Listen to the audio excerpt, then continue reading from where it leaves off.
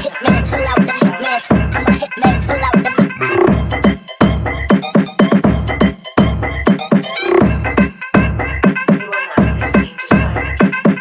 I'm a hitman, pull out the hitman. I'm a hitman, pull out the hitman. I'm a hitman, pull out the hitman. I'm a hitman, pull out the hitman.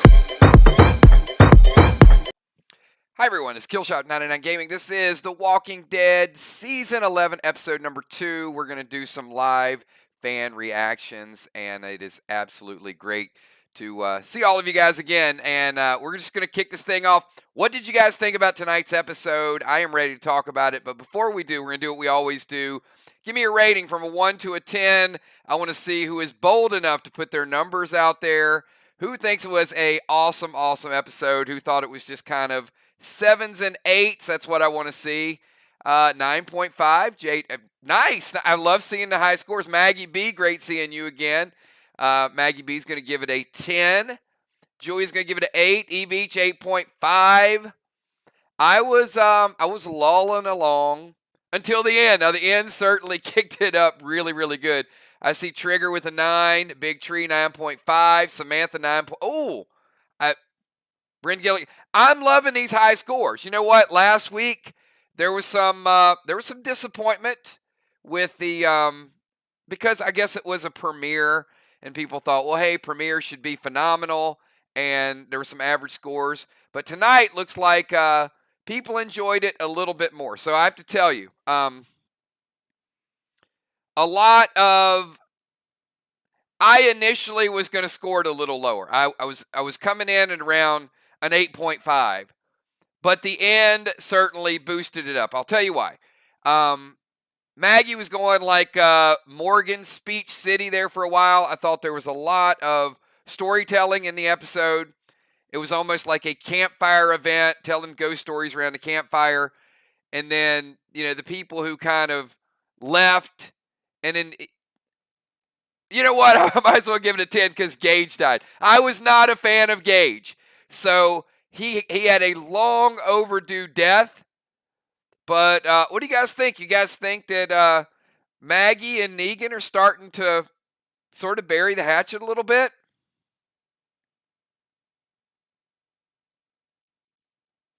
Certainly feels like there's some trust starting to happen. Poor Gage. Poor Gage. Gage was the same guy that was peeing all over the walkers. Remember him? Gage was also the one that was picking on Lydia. I'm glad he's dead. Gage's death was long overdue. Dime says she feels like they have an understanding.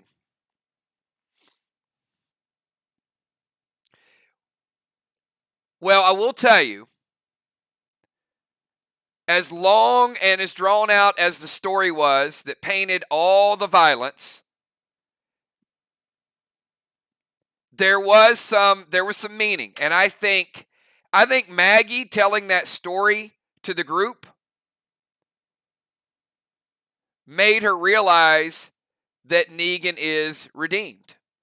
So, because she got to the point in the story where she said, I realized Alexandria, Hilltop, that it's special. And her and I think she sees those areas as like healing property, right? Because look how evil Negan was. At least in her mind, he was evil. I know some of you say, no, he's not evil. But you could argue the way he brutally killed people was evil. But Rick, Judith, RJ, Michonne, all of that and that family type of environment, Negan sort of fit in, and he gained some respect. And I think Maggie now sees it as, I thought Negan was as bad as it gets, but I've seen things out there that is even worse when people don't have community, when they have to just fight. And now you're seeing again with the Reapers. So I also think Maggie's pretty smart. So I mentioned this about a year ago with Negan, and it didn't really happen 100%, I think, with Alpha.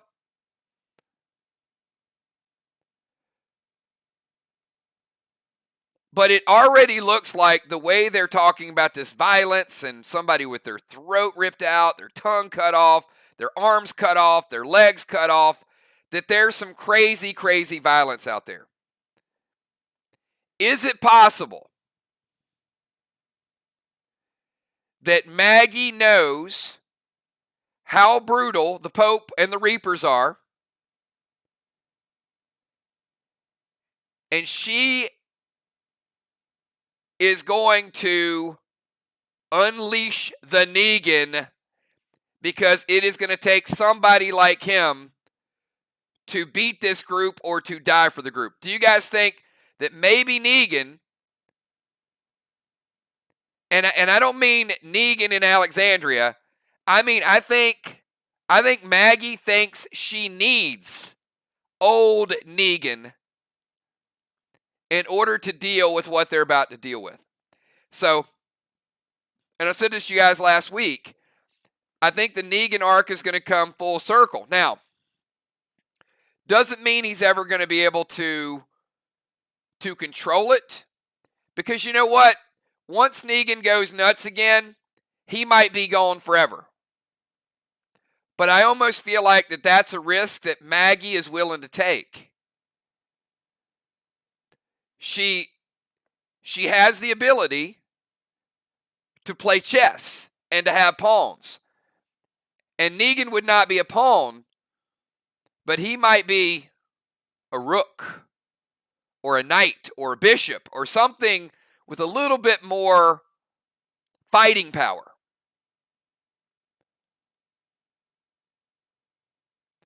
And there was one other thing that kind of hit home.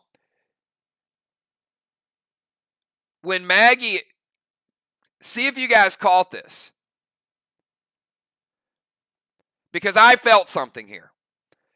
When Maggie said, you know, we need to get ready to go, did you sense just a moment of doubt with Daryl? I think Daryl now trusts Negan more than he trusts Maggie.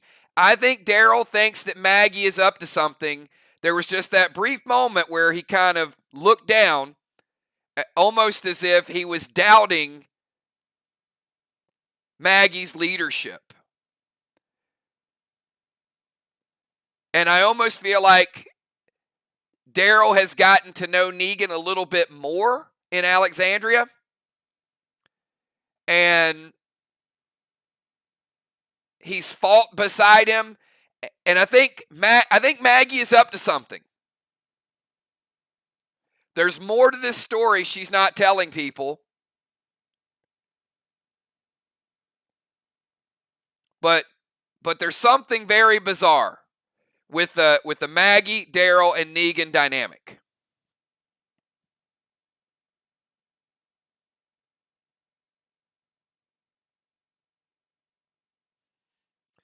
So, and I think that might be what Daryl senses. I think Daryl senses that Maggie is really, she wants Negan there.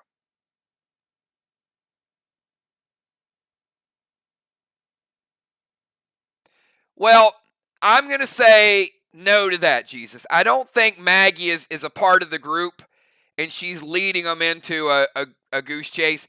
That's a little bit extreme, because Negan is the one that is kind of leading them to a certain spot. And with those arrows and stuff flying and fighting, I think that's a stretch. But certainly, she's got some revenge on her mind. Yeah, Lynn, that's what I think. I think there's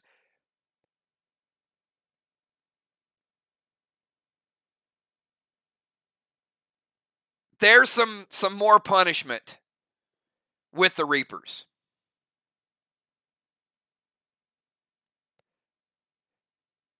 That she is willing to lead them into a lot of danger in order to get revenge. I agree with that, Trigger. All right, let's open it up. What questions, comments, statements? Colton says Maggie has the devil on her shoulder. Well, she certainly got a lot colder. And she is toughened up. And I don't think Maggie, especially with our group, I don't think she's the most popular with our group. But I have to tell you, I'm personally okay with her. And I'm very interested to see what the Maggie arc is going to be.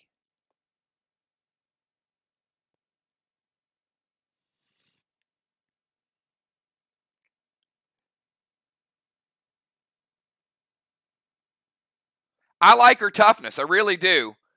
And I like it. There's some psychology, though, going on with Maggie, Daryl, and Negan.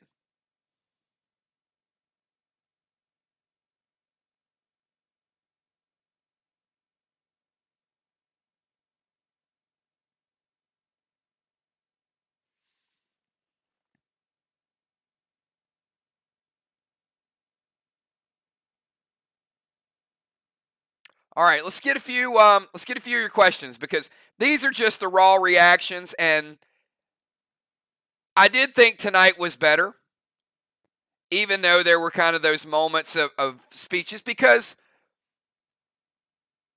the arc is certainly it's going in a direction. So nothing about the Commonwealth was shocking, though. I thought that was a little overplayed. Like, really, even though Eugene was there shaking, in my mind, there was zero chance. That, to me, was the most predictable. You know, they put the bag over, and then they took him. So let me ask you guys this question. Did you guys think for a minute that Eugene was in any danger? That was a little cheesy. Like, the whole time that's going on, I'm thinking, no, they're going to take him there and he's going to meet Stephanie. It was just... Now, if you're Eugene and you're his character, I guess you thought you were in some trouble. But I don't think anyone in the audience is really fooled by that.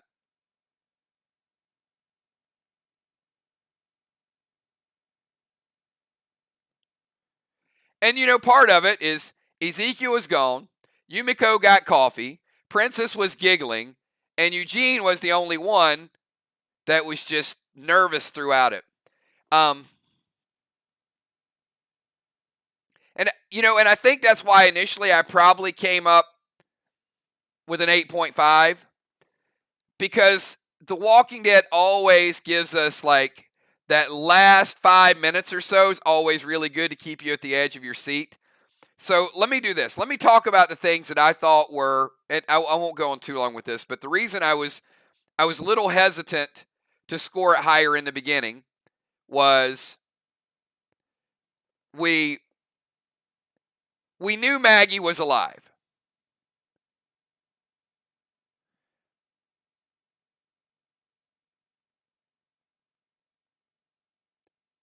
Now, I guess the walkers are loud,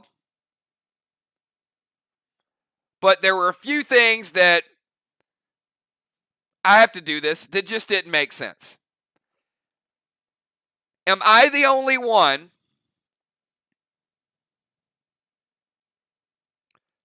who thought it was a little easy for the walkers to break the door down when that big dude couldn't rip the doors open? But yet, little Weasley ripped out Guts, Walker, Gage. You know, it's like, I like how, like, all the little, you know, fingerprints were just going through the steel. If you watch that scene, it's like, oh, these walkers are they're breaking the door down, and their fingers are just like hammers. So I thought that was number one. Number two, why didn't the bodies pile up and they fall over? Every time they shot a walker, the walker fell over to the side in this little small metro train. So I got to tell you, I've been on a metro train before. And I've actually stood there like shoulder to shoulder beside people. And if like 5 people fall down, you wouldn't be able to step over those 5 people. But I don't know what the count is. I think I stopped counting at about 12. They killed at least 12 walkers, but none of the other ones tripped and fell. They just moved to the side, and then they kept coming at them. So there were no bodies. And that's not even counting later on the ones that Daryl executed.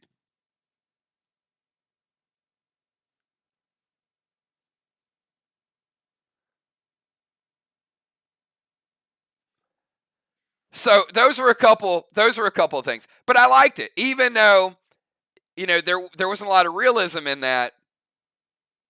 What kind of slowed it down for me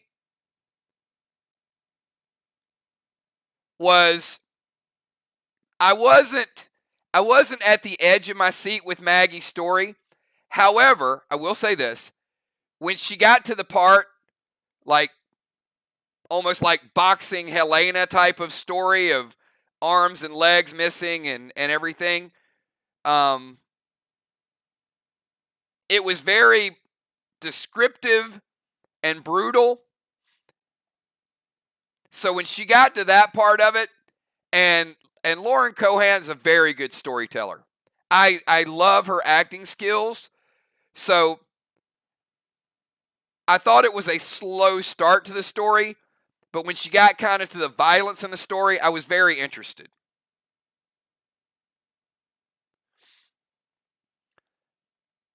Because I thought that the ruthlessness of other people out there, because initially, when she said that, like Alden said, that's the worst way to die, I thought that she was going to say, no, the worst way to die was what Negan did to Glenn. That's where I thought she was going with it. And then she started telling a story. And I think while she was telling a story,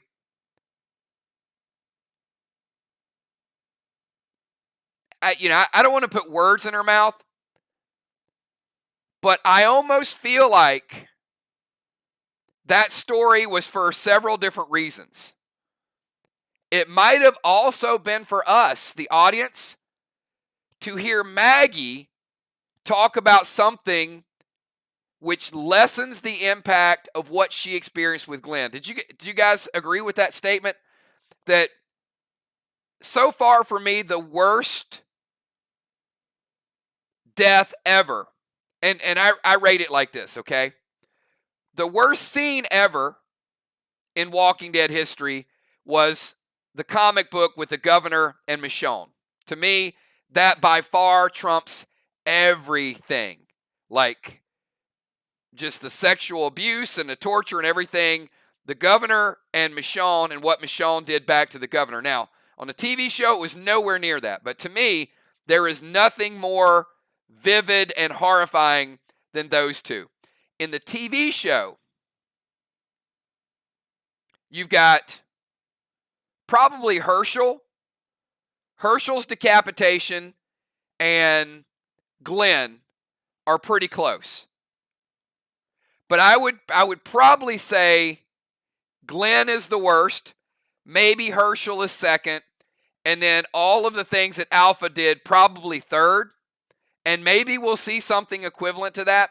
So we haven't seen this torture, but if Glenn for the longest time has been like, oh no, that's as bad as it gets with Negan, to actually have the writers put Maggie in the situation where she's telling the story, I think is more impactful than just knowing that it happened. So, even though we didn't see it happen, now we got something more barbaric than what happened to Maggie's personal experience. And because she told it that way, it's going to take some of the heat off of us to put pressure on them to be at odds with each other. Because Maggie's already avoided killing Negan when she first went back to Alexandria, and Michonne stepped in. And then Michonne stepped to the side. And then she went away, and you figure, okay, some point, she's going to get him back. And she even said as much last week. Well, tonight, I think, really went a long way of saying, hey, you're going to be you, and I'm not expecting you to save me if I'm drowning. But then again, Negan is not going to stab her in the back, and I think she feels by default she's not going to kill Negan. And now that they once again have a common enemy, I think they become odd partners.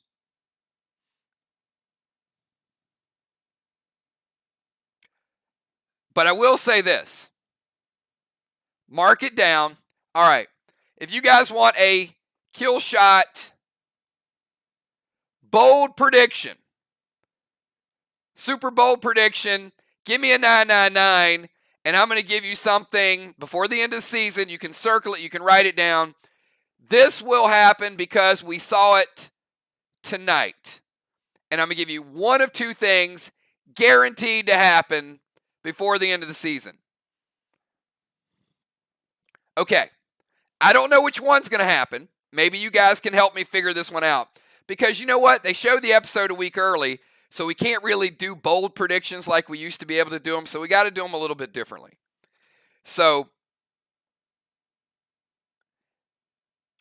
that scene where Maggie said Negan, and Negan walked away, and, the dialogue was, you tried to kill her, or you tried to kill me. No, I didn't help you. That's different. That's going to play out again before the end of the season. So one of two things is going to happen. Either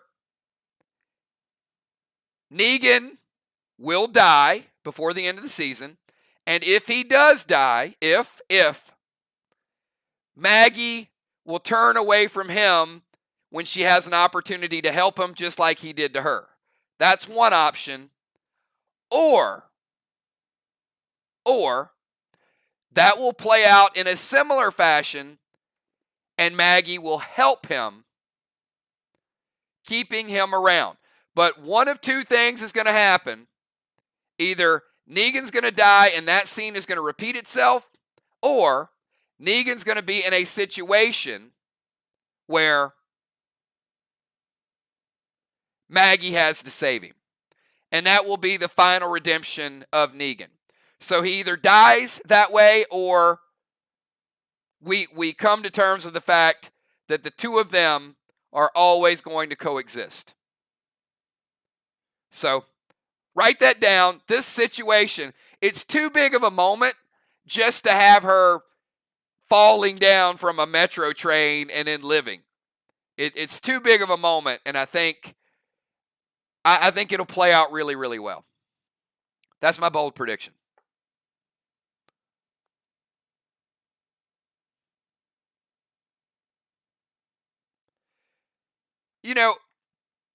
I'm going to tell you guys that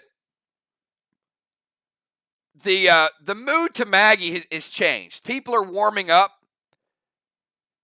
I know when she first came back, it was, I can't believe Maggie's back.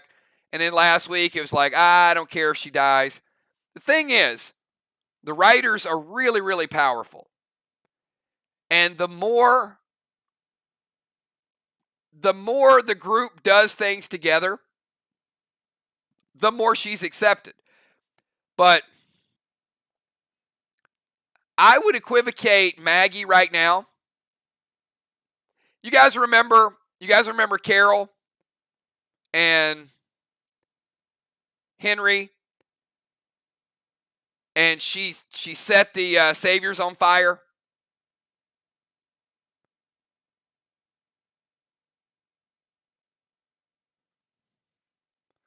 Carol was like sort of sneaky violent back then.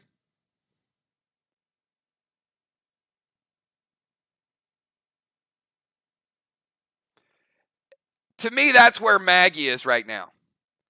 I think Maggie is, she's very calculated. She's very sneaky.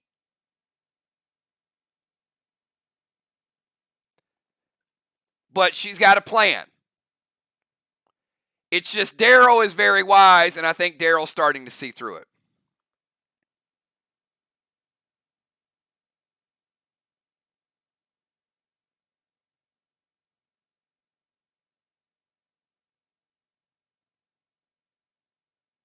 You know, I see Sith Negan in the house. You know, he says, I think Negan is going to save Herschel Jr.'s life, and that will be his redemption to Maggie. If Negan saves Herschel, that means obviously he killed several people, killed Spencer, although didn't mind seeing him kill Spencer. Abraham, I had no problem with. Glenn, I did have a problem with. And I always have a problem with the Glenn death. But, man, oh man, that would mean that even after killing a few people,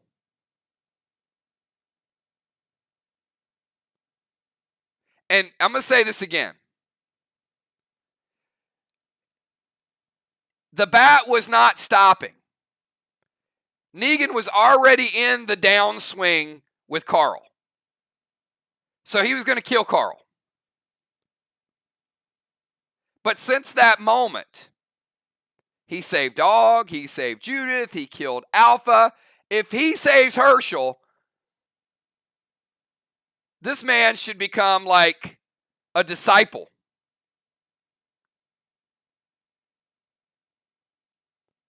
Because there's really nothing else he can do.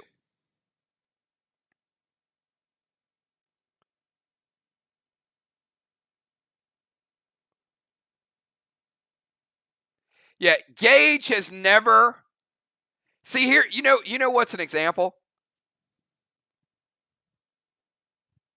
This just goes to show you.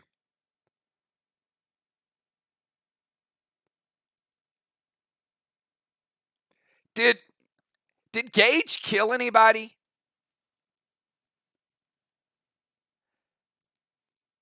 I don't think Gage has ever officially killed anybody.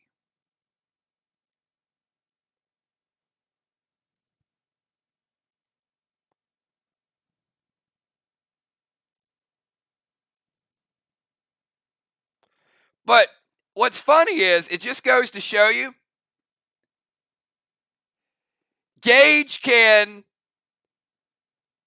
pee on a walker and pick on Lydia, and our audience hates him more than someone who beat down two of the best characters on the show with a barbed wire bat.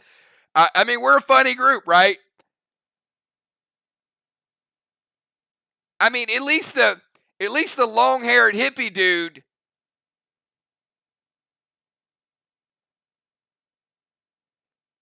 killed Henry's brother. So we could hate him.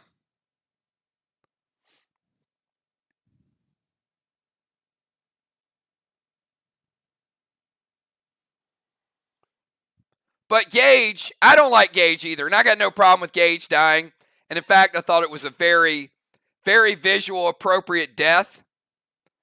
But, I mean, we certainly hold grudges for some for some amazing things.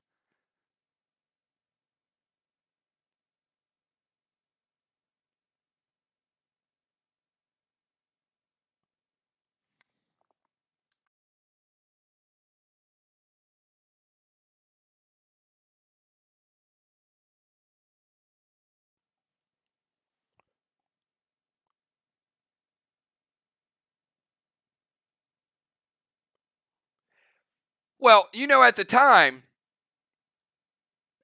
I'm not trying to defend Gage. But I will say there just wasn't a whole lot of trust with Negan or Lydia at the time. Now, she was trying to kind of make her way in there, but they didn't trust Lydia.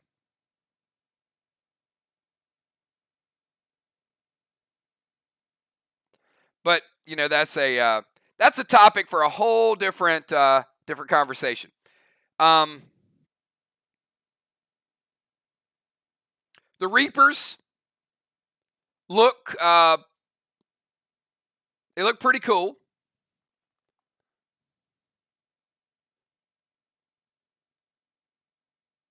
I only have one problem with the Reapers. If they do all that kind of death march walking down the street and they can't kill a lot of people, it's going to be a bunch of hype and not enough follow through. Because they got all those people hanging down. Clearly they're violent. They shoot first.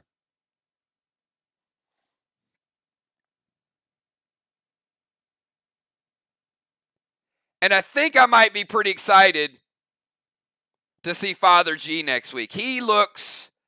Father G looks like he's about to lose it.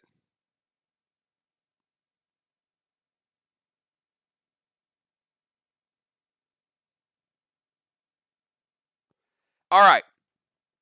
Those of you that have not watched next week's episode, because we don't want to spoil it, what are you most excited for in the next couple of weeks? We finally get a showdown.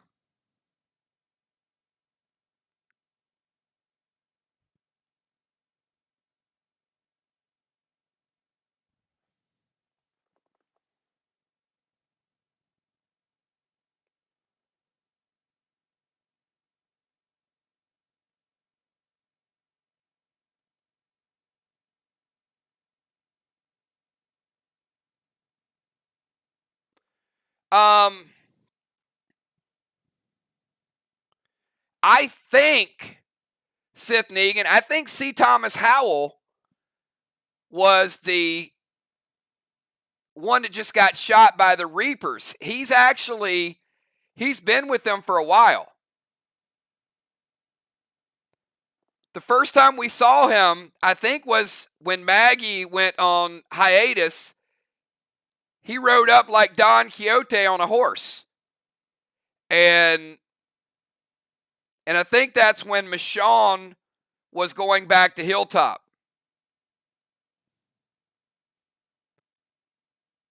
But yeah, he's the Don Quixote looking guy that got his face mashed up tonight.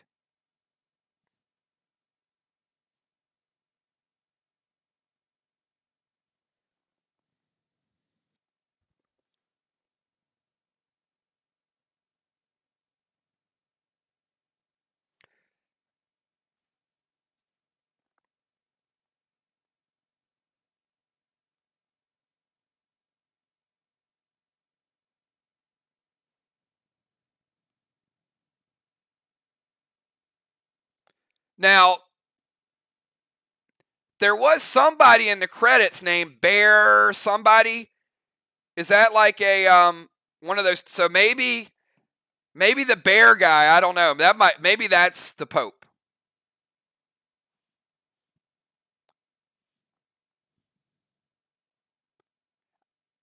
I don't know. Maybe Bear's one of the other guys. There's so many new people. Honestly, I can't tell you. But there was somebody. There's somebody in the credits named Bear, and I'm thinking, well, that sounds like somebody that should be a villain.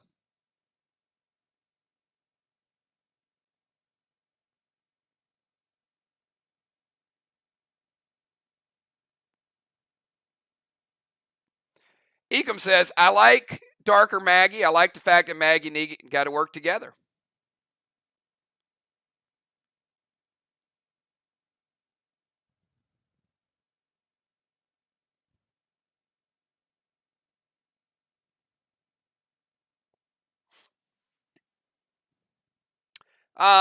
This question comes up quite a bit.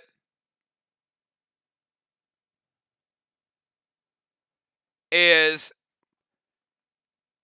do I think Rick will appear before the show ends? I don't. I don't think Rick will be on the show. I've said this for years. But I do think we're going to start to see a lot of Rick Grimes. And you guys know why. It's not new news. So you guys know my position on that. But I don't think we'll see him again on the TV show. I think that we'll see. We'll certainly be instructed and coerced and teased and all of those things to get us to watch the Rick Grimes movie. And if we do see him, I think it will be very, very last minute limited to get us to watch the movie. But I don't think you're going to see anything substantial with Andrew Lincoln on the show.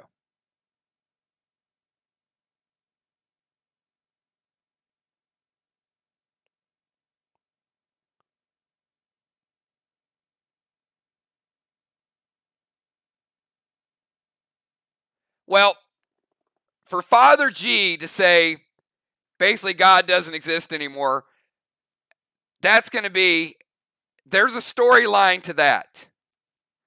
The Pope versus the Father. It sounds like our Play Dead live stream, doesn't it? We got Father Ron and Pope Alexander. We got our own version of it. So yeah, it's going to be interesting to see how that plays out. All right, hey, it's about 45 minutes in reactions. So love hanging out with you guys. Love talking about The Walking Dead. Appreciate you guys showing up. And I know I pulled you away from Talking Dead. Get over there. Check out Chris. Check out The End. Lauren Cohan. Also, Emily Kinney is on there. Josh McDermott. And then you'll get to see the sneak peek from next week. And to all of our Play Dead Live fans, I will see you guys tomorrow night. Big match. We got a lot of stuff planned for this week, and then our Walking Dead fans will be back next Sunday night, do a little bit of reaction. And once again, as a reminder, Tuesday night, we're going to be doing a teaser stream, and we're going to be showing you guys some more images from our playdeadlive.com portal. That's going to be coming soon. It's going to consist of gaming, Burn Arcade, cryptocurrency, trivia, Walking Dead info, and, of course, our Play Dead Live game that many of our players participate in. Thanks for everything that you guys do. E-Beach, Kills, the Reapers remind you of something out of the Warriors, yes. So thanks, everybody. Do me a favor real quick. On the way out the door, give me a quick 999 so I can do about 60 seconds of shout-outs. So if you want your name included in this video, and even if I don't read your name tonight, just know that I want to say thanks to you guys for about over 5 years of YouTube and unbelievable partnerships, relationships, from games to Walking Dead to everything that we do. You guys are absolutely amazing. So thank you so much. Those people in Louisiana, our thoughts and prayers are with all of you. Stay safe.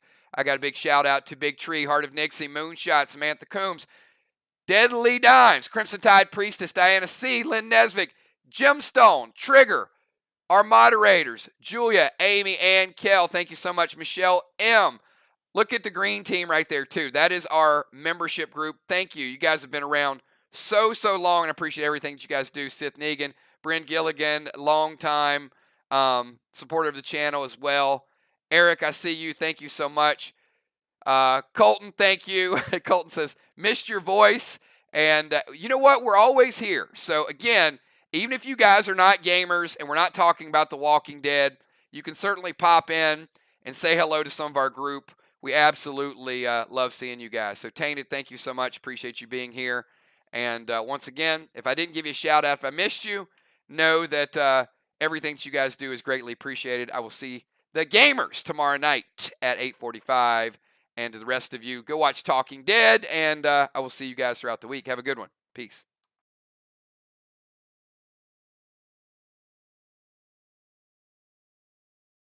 I'm a hitman, pull out the hitman. I'm a hitman, pull out the hitman.